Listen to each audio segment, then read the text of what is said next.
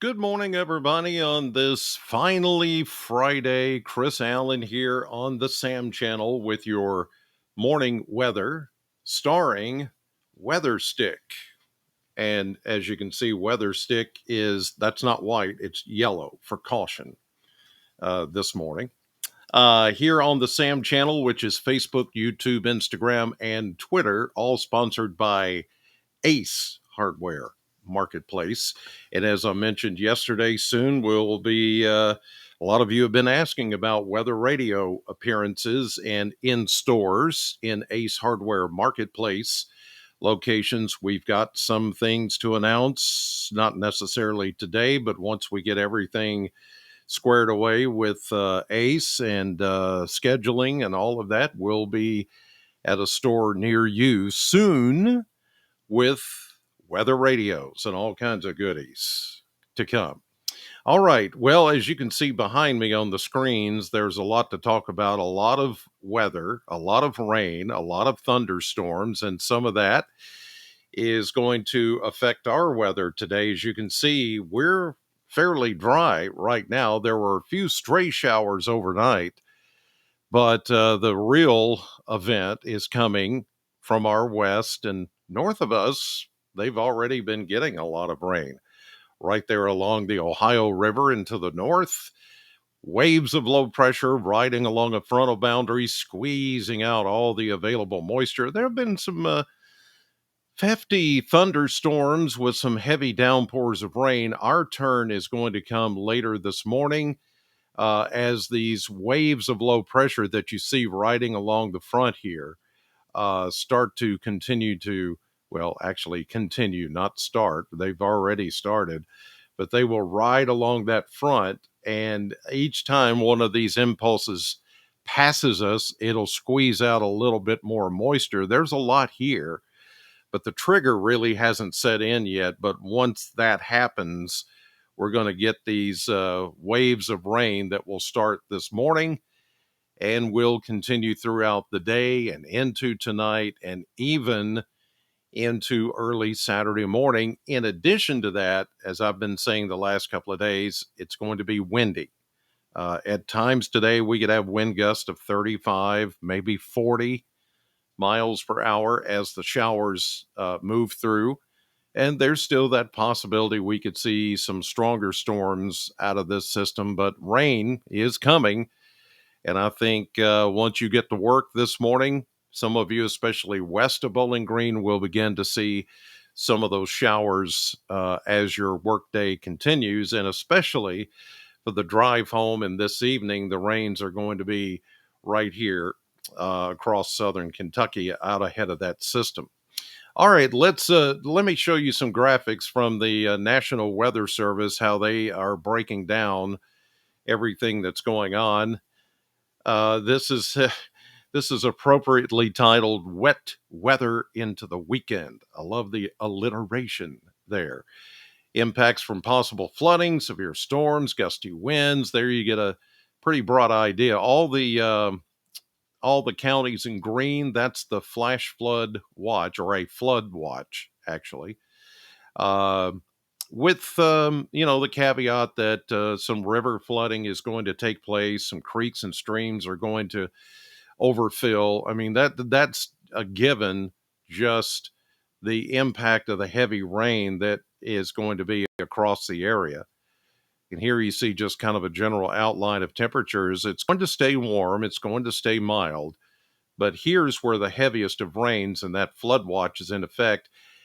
Not in southern Kentucky, but I do think we could get a few flood advisories, maybe a flash flood warning or something like that, if we really get a stronger storm that produces a very heavy downpour. So we're watching that. Heavy rainfall likely, yes.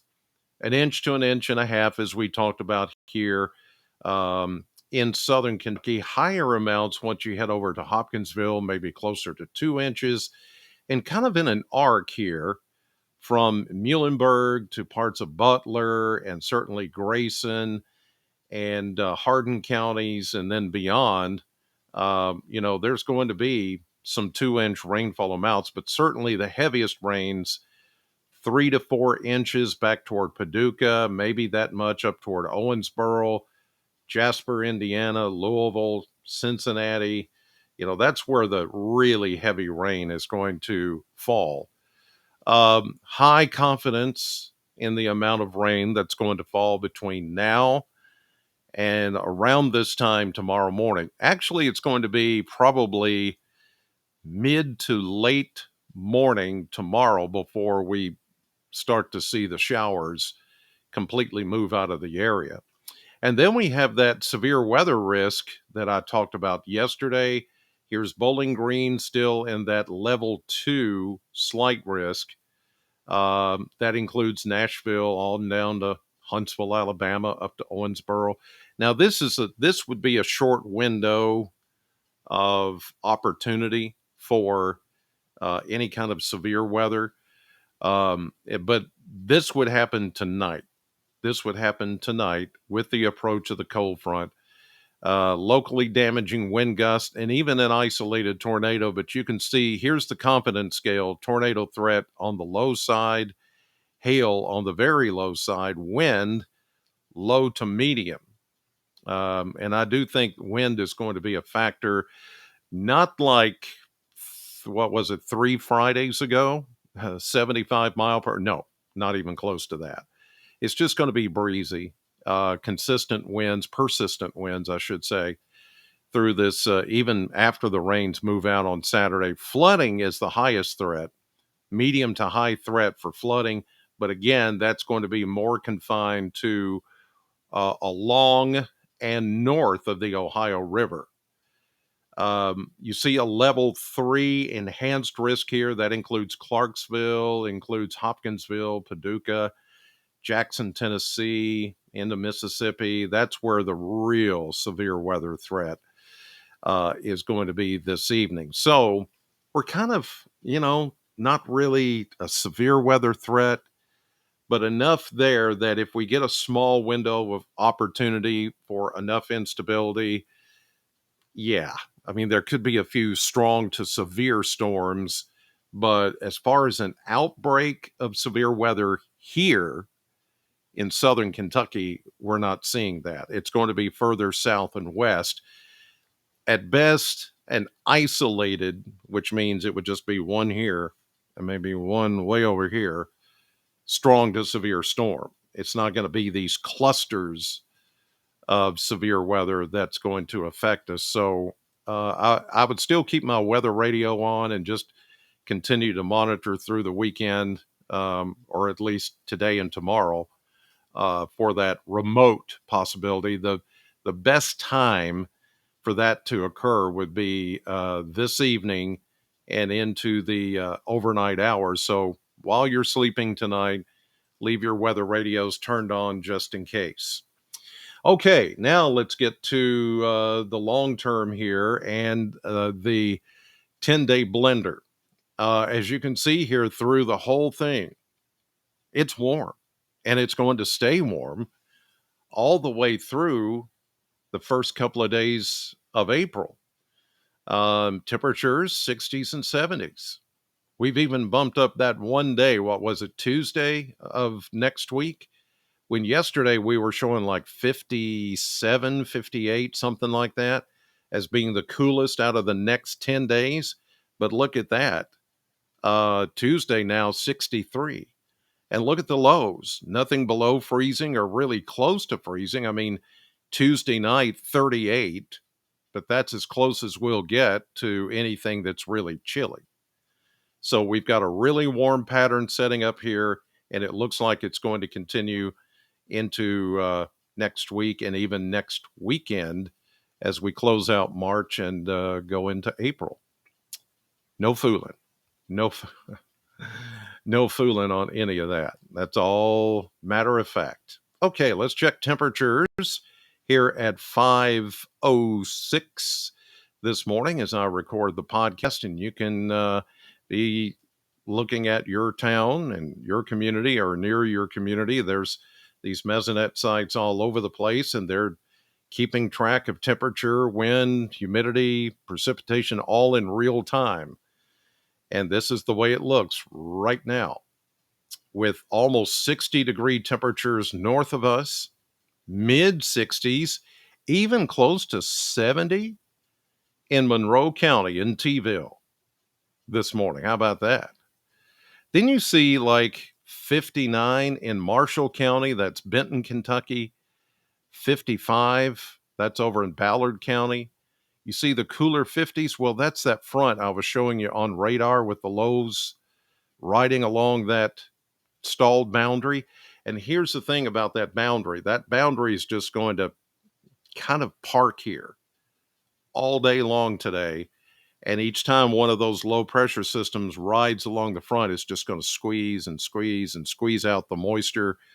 The winds will stay persistent. So I do think we're going to see kind of a gradient of temperatures. North of us is going to be a few degrees cooler, maybe even, as you see here, about 10 degrees cooler than it is across southern Kentucky, where we're in that warm air sector and going to stay there. No rainfall so far, but you can see north of us near the boundary, yeah, they've already picked up half inch to 3/4 of an inch of rain or more.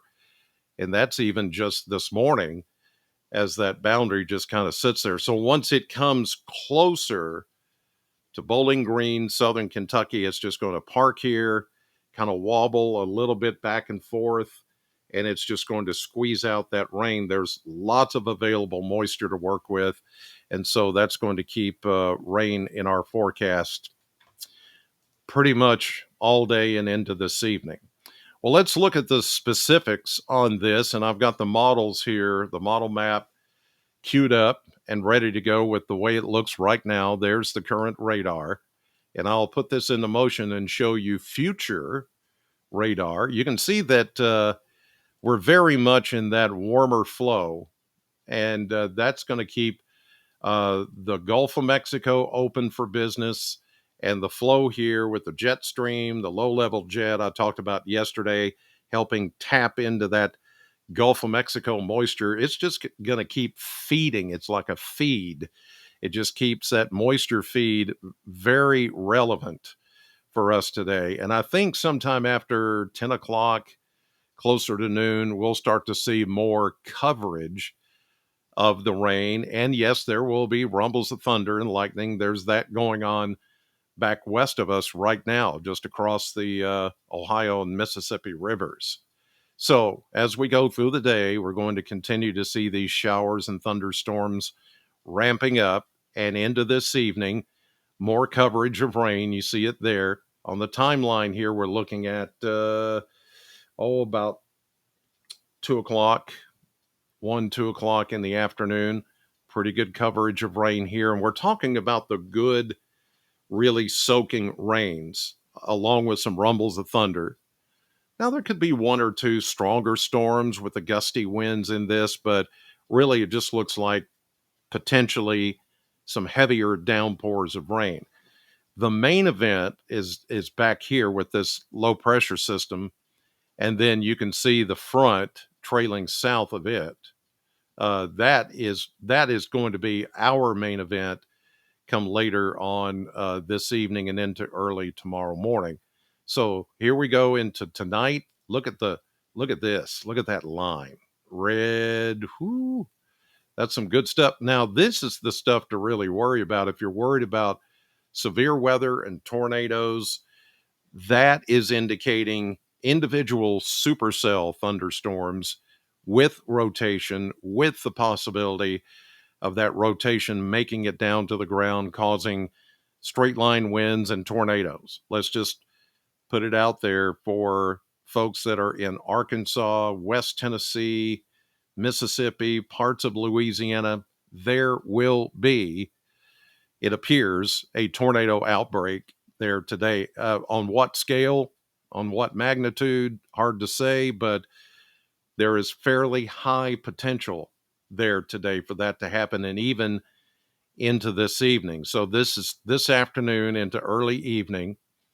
We watch this line come in, and the good news is you see how these individual cells, the main line starts to catch up with that, and so they converge. And so this will converge into one big line of strong thunderstorms this evening. And then that is what moves in. Look at all that heavy rain. I mean, that's a lot of heavy rain and thunderstorms. And in addition to that, we're going to have these little, as the low moves through western Kentucky. You see that right there? Let me change color here. Let me go to black. See that right there? See that's a Boeing segment, and we always watch for these during these line these as these lines congeal and become more what we call linear. We have these little Boeing segments. That's where the winds, upper winds, are coming down, pushing down to the ground, and pushing everything forward. So that could produce some damaging straight line winds. But where these little S curves happen, and if you can kind of draw an S like that, where you see these happen right here at the apex of that Boeing segment, there could be these little brief spin ups. It's a possibility. It's not a guarantee that's going to happen, but it's something that we'll have to watch going into this evening. And on the timeline here, we're looking at about 10 o'clock, 11, maybe a little bit closer to midnight is when the strongest of these storms are coming through. And I know a lot of you don't like that. What? These are going to come through at midnight? No. Leave your weather radio on, and if it's super bad, if it's something that's really dangerously bad, I will be on live even if it's midnight, okay? Either on the radio or here live, you can count on that. But if it's just general strong winds, heavy rain, an occasional severe thunderstorm warning or something like that, and it's not tornadic, I won't be on with coverage, okay? Because it's going to move pretty fast then after that, as you see, and then the line begins to, kind of break apart a little bit more. The low moves up into Indiana, and then we start to get some of that wraparound energy that could bring us a little more rain into early Saturday morning, but most of this is going to be over with after midnight tonight, maybe 1 or 2 o'clock in the morning. This time is 2 o'clock. Yeah, about 2 o'clock or so tomorrow morning. So we should be good after that. But it's still going to be windy. You see the lines here, the isobars, equal lines of pressure. See those? That's the wind. And the winds are still going to be rocking around that low pressure system as it moves away. So the front will be through. The heaviest of the storms will be through about 2 o'clock in the morning. But the winds are going to stay pretty much all day on Saturday, even as we clear up. The departing low is going to keep us on the windy side. And here you see, even as we get into Wednesday, Saturday afternoon, look at those winds tightening up even more. So I expect to see some 30 to 35 to 40 mile per hour wind gusts on Saturday, even as the sun comes out after this system. And that's going to keep us on the breezy side. But we will still be, as you see, in the warm sector.